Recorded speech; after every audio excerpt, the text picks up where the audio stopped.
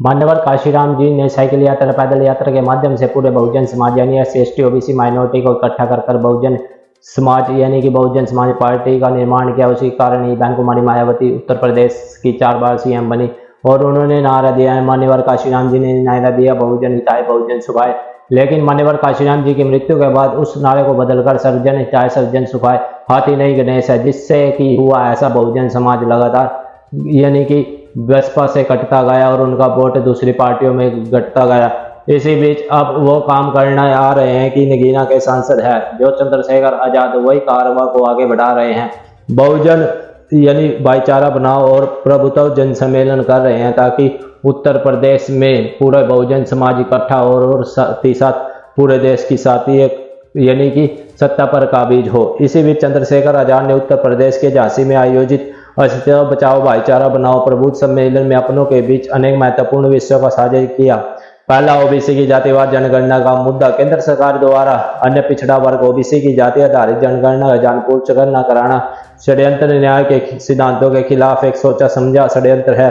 यह बहुजन समाज की वास्तविक संख्या और उसके अधिकारों को दबाने का भी प्रयास है। दूसरा, आरक्षण और संविधान पर विश्लेषण। वर्तमान शासन व्यवस्था आरक्षण को निष्प्रभावित करने तथा संविधान की मूल भावना को कमजोर करने में लगी हुई है। हमें परम पूज्य बाबा साहब डॉक्टर अम्बेडकर जी द्वारा प्रबंधित संवैधानिक अधिकारों की रक्षा के लिए सतत जागरूक और संगठित रहना होगा।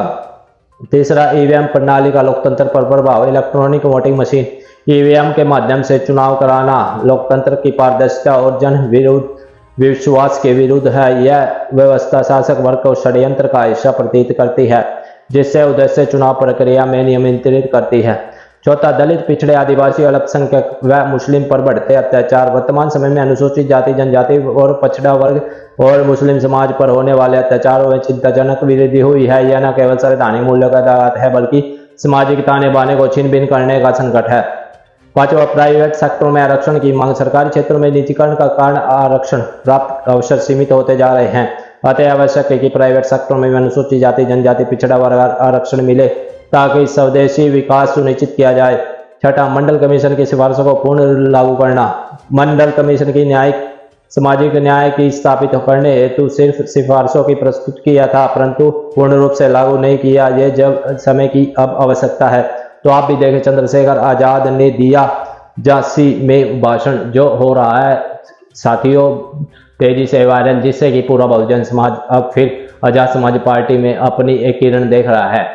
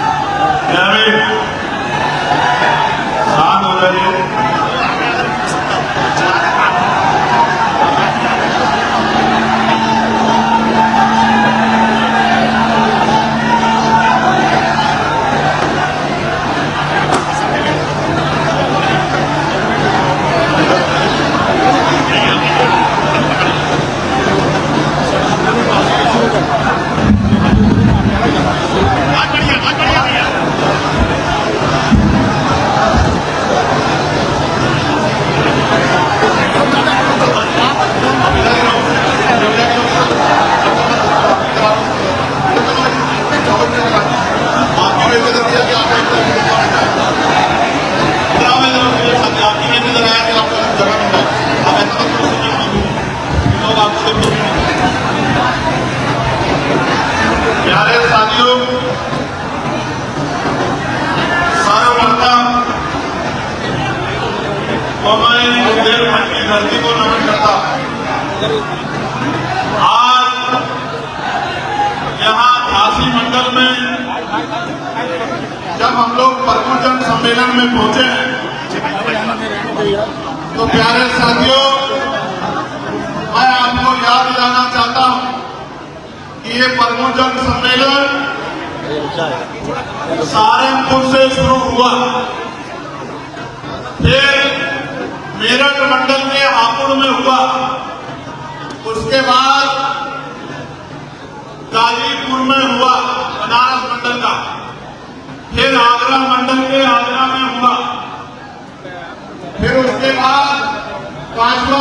सम्मेलन लखनऊ में हुआ प्रदेश की राजधानी में, और आज हम लोग छठे सम्मेलन में मध्य प्रदेश के बॉर्डर, ग्वालियर के बॉर्डर और बुंदेलखंड की क्रांति धरा पर झांसी में है।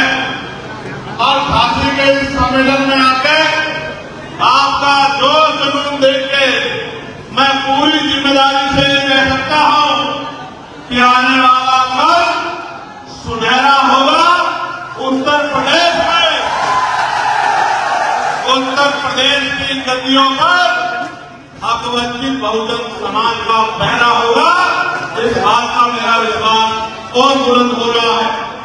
सामान्य साथियों, क्योंकि आज झांसी के सम्मेलन में जहां मुझसे पहले बहुत से वक्तागणों ने अपनी बात रखी है, गंगाराम जी, अतर सिंह गोदाचार्य जी, भाई सूरज सिंह कुशवाहा जी, जान बालमारे जी, सुंदर लाल जी, बहन अभिलाषा गौतम जी, सूरज मणि जी, बहन डिम्पल गौर जी, प्रीतम गौतम जी, आशीष राज वर्मा जी, भानु प्रताप जी, प्रदीप कुमार गौत जी, विजय राम आजाद जी और आदरणीय रामेश्वर कुमार पवन जी, इस मंच पर उपस्थित हमारी पार्टी के सभी सम्मानित नेतागण, प्रदेश के अध्यक्ष सुनील कुमार चित्तौड़ जी,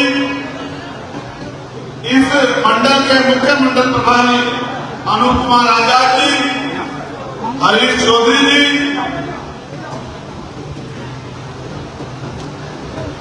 बबलू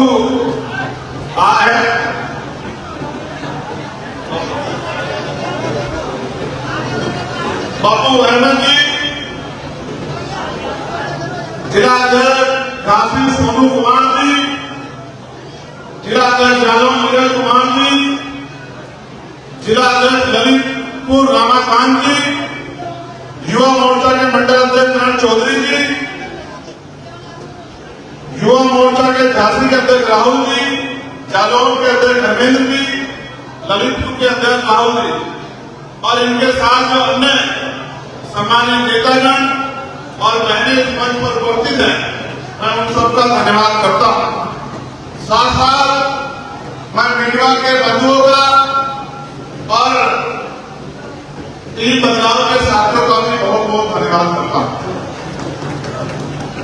मैं जब ग्वालियर से चला हूं, 40-45 डिग्री टेम्परेचर पे कई घंटे से बहनें, बच्चे, माए, दादियां, बुजुर्ग, नौजवान साथी इस कठोर गर्मी में झंडा लेके खड़े थे। मैं उन सबका भी बहुत बहुत धन्यवाद देता हूं जो ये आशा, विश्वास और प्यार अपने मन और दिल में लेकर बैठे हैं कि इस आंदोलन के जरिए उनके जीवन में बदलाव होगा। सम्मानित साथियों, मैं अपनी बात को शुरू करने से पहले सभी संतों, गुरुओं और महापुरुषों को भी नमन करता हूं। मैं करुणा के सागर गौतम बुद्ध जी से लेके जगत गुरु सतगुरु रविदास जी महाराज, भगवान वाल्मीकि महाराज, गुरु कबीर जी, संत गाडगे जी महाराज, नारायण गुरु, क्रांति सूर्य राजपिता ज्योतिबा फुले, आरक्षण के जनक छत्रपति साहू जी महाराज, विश्वरत्न डॉक्टर बाबा साहब अम्बेडकर, महामना रामसूर वर्मा, चौधरी महाराज सिंह भारती, बाबू जगदेव प्रसाद कुशवाहा, पेरियार यादव, पेरियार ईवी रामानायकर स्वामी, बाबू सीताराम चौरसिया, बाबू सुंदराम जी प्रजापति, मां अवंतिका बाई लोधी, मां झलकारी बाई, मां अहिल्याबाई होलकर, मान्यवर टीका महाराज वाल्मीकि साहब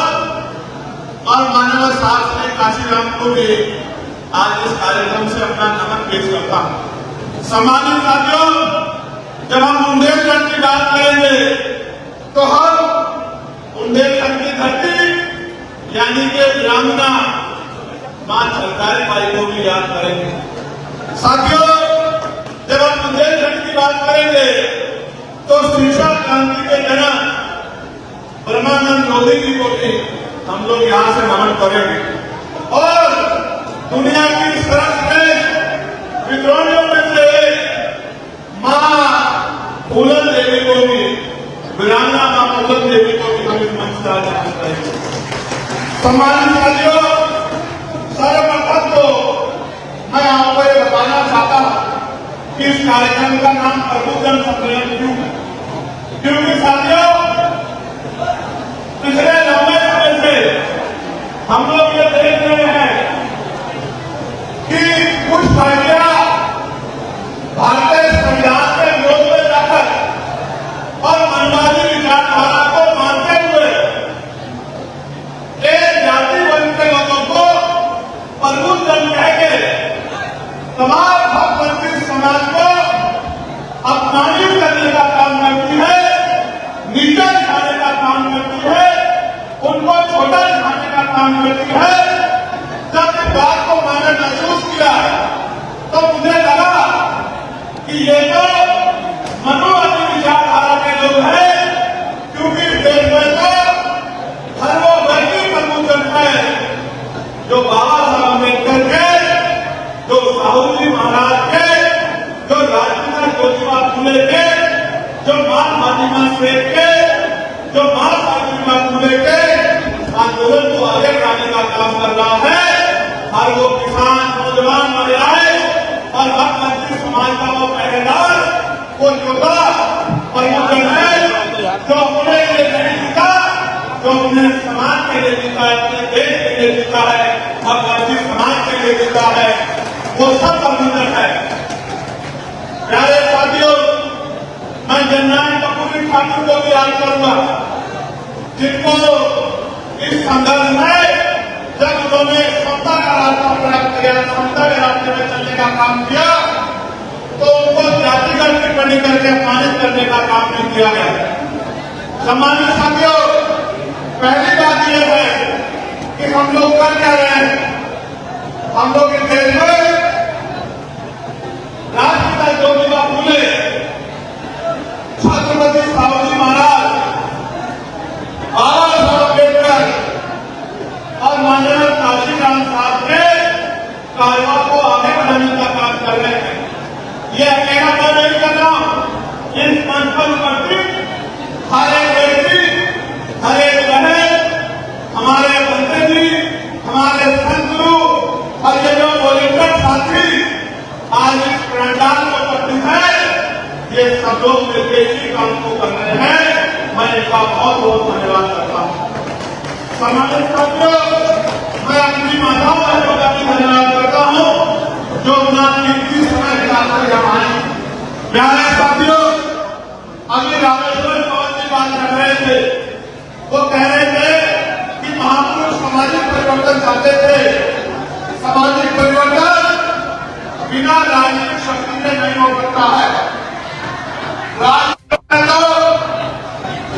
तलवारों पे, भालों पे, बंदूकों के, तोपों के दम पे युद्ध के मैदान में राजकाज बदलता था, लेकिन इन महापुरुषों के संघर्ष से 26 जनवरी 1950 को जब संविधान देश में लागू हुआ है, तो महापुरुषों ने ये शक्ति आज की उंगली में दे दी है। न तीर चलाना है, न तलवार चलानी है, न बंदूक चलानी है, न तोप चलानी है, न किसी का खून बहाना है, न संघर्ष करना है। किसी के जीवन को खत्म करने के लिए सिर्फ और सिर्फ महापुरुषों के विचार को लोगों तक पहुंचाना है और भाईचारा तैयार करना है। माननीय काशीराम साहब कहा करते थे कि राजनीतिक दल को कोई भी बना सकता है। मेरी बात में गौर करना नौजवान साथियों, महापुरुष कहा करते थे और उसमें भी माननीय काशीराम साहब कहा करते थे, राजनीतिक दल को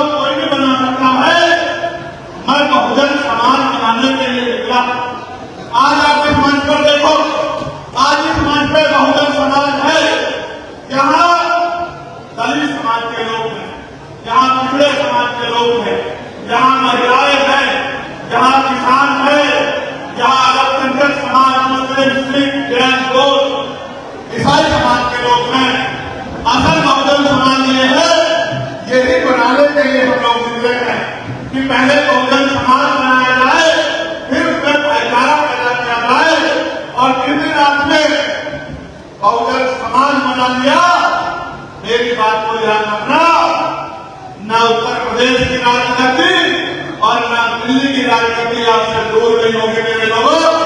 अब एक बार बहुजन समाज बना लो, एक बार बहुजन समाज बना लो। आज मैं धन्यवाद दूंगा तीन बदलाव के साथियों को। मैंने जगह जगह पे बैनर देखे, महापुरुषों के बैनर, मेरे दिल में अत्यंत प्रसन्नता हुई। हमें आगे भी इस कामना को आगे बढ़ाना है।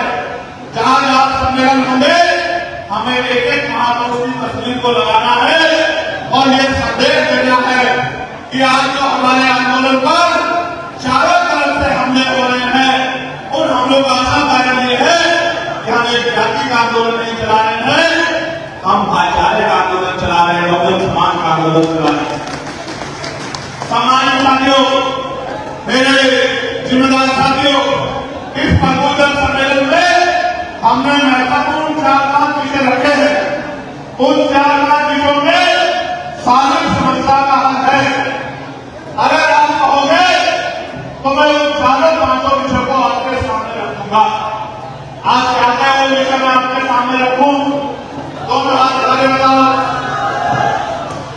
तो मेरी बात पे अगले 20-25 मिनट, हालांकि मैं जानता हूं कि आपको बैठने में परेशानी हो रही थी, हालांकि मैं ये भी जानता हूं कि गर्मी बहुत है, हालांकि मैं ये भी जानता हूं कि ये पंडाल छोटा पड़ गया है। मैं इस बात को जानता हूं। मेरे पीछे तो पूरा लगा है, आपको तो गर्मी से 2-4 होना पड़ रहा है। लेकिन मेरे प्यारे नौजवान साथियों, भविष्य के प्रदेश के नेताओं, जब तक आप संघर्ष की भक्ति में नहीं करोगे, तब तक आप मिशनरी नहीं बन पाओगे, तब तक आप योद्धा नहीं बन पाओगे। आपको गुमराह करना आसान रहेगा, आपको धोखा देना आसान रहेगा। प्यारे साथियों, आज इस मंच से मैं ऐलान करता हूं और माननीय प्रधानमंत्री उत्तर प्रदेश और उनकी पूरी टीम गवाही रहेगी। जब तक उत्तर प्रदेश की गद्दी में एक अम्बेडकरवादी नहीं बैठेगा, मैं आज के बाद कोई मुकुट नहीं पहनूंगा। इस बात का मैं आज इस मंच से ऐलान करूंगा, क्योंकि जिस समाज की बहन बच्चों को नोचा जा रहा हो, जिस समाज की जमीन को लूटा जा रहा हो, जिस समाज के बच्चों की, बुजुर्गों की लाशों को उनके जिंदा रहते तो सम्मान नहीं मिला, लेकिन मरने के बाद भी उनको अंतिम संस्कार की जगह न मिल रही हो, जहां आज भी सामाजिक गैर बराबरी अपनी जड़ें गिर रही हो, उस समाज का नेता मुकुट पहनना अच्छा नहीं लगता। अगर मुकुट पहनाना है तो आगामी तीसरे पंचायत चुनाव में और आने वाले विधानसभा चुनाव में एमएलए चुनाव में मुकुट पहनाना, तब मैं आपके मुकुट को स्वीकार करूंगा, उससे पहले स्वीकार नहीं करूंगा। प्यारे साथियों, मेरी तरफ देखो, 2013 से अपने परिवार को छोड़कर निकला, 16 महीने जेल में काटी है। 10 मई की 6 की नौकरी में 500 से ज्यादा बिताए हैं। रूखी सूखी रोटी खाने के लिए इनको जानवर नहीं खाता, सत्ता के लोगों ने मंजूर किया है। बीमार होने में इलाज नहीं होने दिया, अब मेरी जान को लेने के लिए तमाम तरह के षड्यंत्र किए। जब उनके षड्यंत्रों से बाहर निकला, फिर अपने महापुरुषों के आंदोलन में लग गया। 2 बार की हाल में रहा, बदन में जितनी हड्डियां नहीं शरीर में, उतनी लाठियों को खाने का काम किया। मेरे ऐसे दांत तोड़ दिए गए, मेरे पैरों के नखून खींच लिए गए और मेरी रीढ़ की हड्डी में 4 जगह पर इतनी चोट मारी गई कि ये आदमी कभी रीढ़ से उठ ना पाए। इन षड्यंत्रों के बाद भी मैंने कभी ना आपने ना आपकी रीढ़ को कभी झुकने नहीं दिया। मेरे लोगों, इस बात को आप अच्छी तरह जानते हैं। जब इससे भी पेट नहीं भरा तो जून के महीने में, इसी महीने में मेरे ऊपर 4 गोली चलाई गई, 4 गोली। उन गोलियों से भी बच गया, तमाम षड्यंत्रों से बच गया। समाज में नगीना से इज्जत का मुकुट पहना के लोकसभा में दे दिया। और जिस दिन से लोकसभा गया हूँ, आज ईमानदारी से बताओ, क्या कोई एक मुद्दा ऐसा है जिसमें आपके आवाज को दबने दिया हो? चाहे बाबा साहब अम्बेडकर की जयंती का मामला हो, चाहे निजी क्षेत्रों में आरक्षण का मामला हो, चाहे बहन बेटियों में होने वाले अत्याचार का मामला हो, चाहे रोटी कपड़ा मकान का मामला हो, चाहे उत्तर प्रदेश की आंगनबाड़ी आशा बहनें, भोजन माता, पुलिस के साथियों का, या फिर होमगार्ड के भाइयों का, बीआरडी के जवानों का, ग्राम रोजगार सेवकों का, या फिर पंचायत सहायकों का, या 69,000 शिक्षक भर्ती के बच्चों का, या पुलिस भर्ती के बच्चों का, कोई एक ऐसा मामला नहीं है, चाहे किसानों का मामला हो, सबकी आवाज को उठाने का काम किया, सबकी आवाज बनने का काम किया। और आज मैं कहता हूं, ये बात आपको इसलिए कह रहा हूं कि आज तो यहाँ उत्तर प्रदेश में तमाम तरह की बातें हो रही हैं। एक दल तो जिसने दलितों से प्रमोशन में आरक्षण का अधिकार छीन लिया, वो आज दलितों की वोट को, पिछड़ों की वोट को लूटने का प्रयास कर रहे हैं। हमें समझदार बनना पड़ेगा, समझदार होना पड़ेगा, हमें सबकी तरह निगाह जुड़ानी पड़ेगी, क्योंकि जब से लखनऊ का सम्मेलन हुआ है, विपक्ष हो या सत्ता, सबकी राजनीतिक जड़ें हिल गई है। क्योंकि लखनऊ के सम्मेलन में ये इशारा दे दिया था कि हवा बदल रही है, जो नगीना में हुआ था वो पूरे उत्तर प्रदेश में दोहराया जाएगा। अब नौजवानों ने संकल्प किया। सम्मानित साथियों, मैं आपसे विश्वास दिलाने करता हूं, मेरे पिछले वर्ग के लोग बैठे हैं, आने वाले लोकसभा के सत्र में हम लोग मांग उठाएंगे कि शेड्यूल कास्ट के साथ साथ पिछड़े वर्ग के हमारे कर्मचारी अधिकारियों को भी पदोन्नति में आरक्षण का लाभ मिलना चाहिए। इसके लिए हम लोग संघर्ष करने का काम करेंगे। और जब हम पे मौका मिलेगा, मैं वचन देने कहता हूं, जिस दिन सरकार बन जाएगी, पहली कैबिनेट में पिछड़े और दलित वर्ग के कर्मचारियों को प्रमोशन में आरक्षण का लाभ दिलाने का काम करेंगे।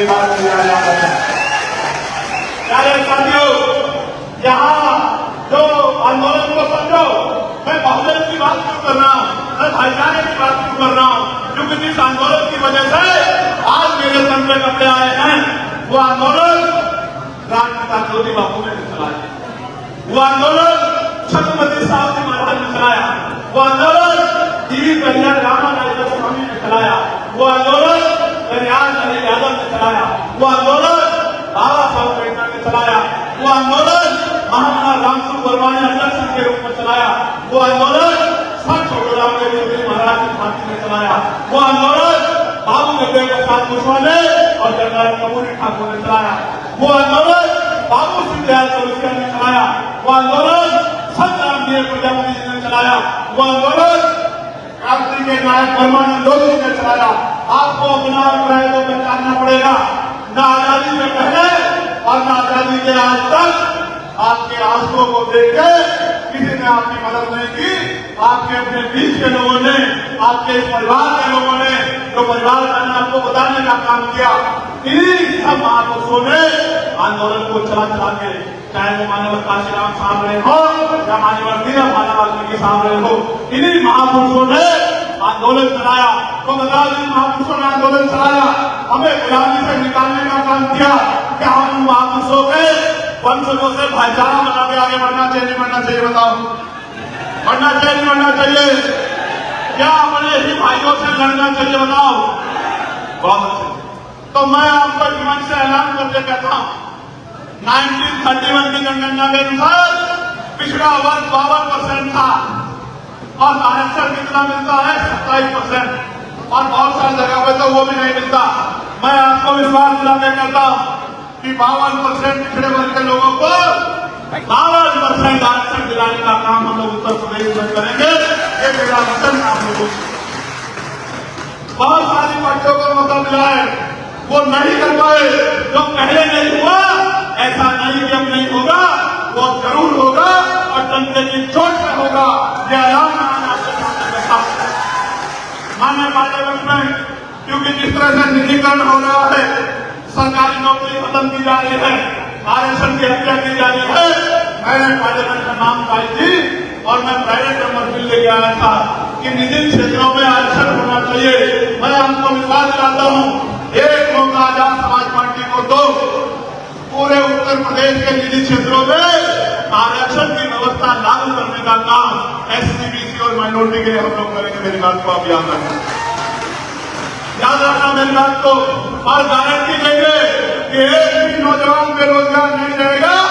जो नौजवान पढ़ लिख लेगा उसको घर से बुला के रोजगार देने का काम हम लोग करेंगे। मेरी बात को आप याद रखना। अभी की सरकार को कहती है कि रोजगार का ठेका हमने ले रखा है, मगर मैं आपसे बहुत जिम्मेदारी से कहता हूं कि हर एक व्यक्ति का ठेका हमने ले रखा है और सबको रोजगार देने का काम हम लोग करेंगे। और सरकारी ठेकों में भी गरीब और पिछड़े समाज के लोगों को आरक्षण दिलाने का काम हम लोग करेंगे। इस बात का काम को दिलाना, जो संविदा है, आउटसोर्सिंग है, ठेकेदारी है, उसको खत्म करके पक्की नौकरियां, चाहे सफाई कर्मचारी भाई हो या कोई भी विभाग हो, और आज जो सुविधा में लगे हैं उन सबकी सुविधा की नौकरियों को पक्की नौकरियों में बदलने का काम हम लोग करेंगे। ये बात भी मैं आपको विश्वास दिलाने का काम करता हूं। जिन पे जमीन नहीं है उनको जमीन दिलाने का काम करेंगे, और जिन पे घर नहीं है उनको जमीन और पक्का घर बना देने का काम हम लोग करेंगे। ये बात भी मैं आपको विश्वास दिलाने कहना चाहता हूं। साथियों, मैंने पार्लियामेंट में कहा था कि एजुकेशन पॉलिसी अच्छी होनी चाहिए। एजुकेशन पॉलिसी कैसी होनी चाहिए कि अभी तो जेब कटाई हो रही है, एजुकेशन पॉलिसी तब अच्छी होगी जब मुख्यमंत्री हो या चीफ सेक्रेटरी हो उत्तर प्रदेश का, या